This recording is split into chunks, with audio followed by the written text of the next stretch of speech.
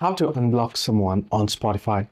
Hello everyone, welcome back into the channel. In this video today, I'll guide you through the steps on how you can unblock someone on Spotify. Well, the process itself is actually pretty simple and pretty easy, so let me guide you through this video. In order to unblock someone on Spotify, what you can do is go ahead and open up Spotify first. Once you have opened up Spotify, what you can do is now using the search option at the bottom, you want to search for that particular person username and locate that user. Now basically there is no any block list on Spotify as in on other apps. Here, if you have blocked someone, you'll have to search for them through the username, and once you have searched for them, you'll find the three dots option. You want to tap on it.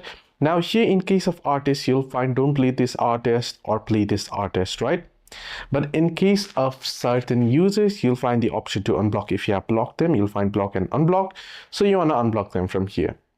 So this is how you can unblock someone on Spotify. Hope this video helped. Do like and subscribe, and do not forget to leave the comments down below if you have any further issues as well.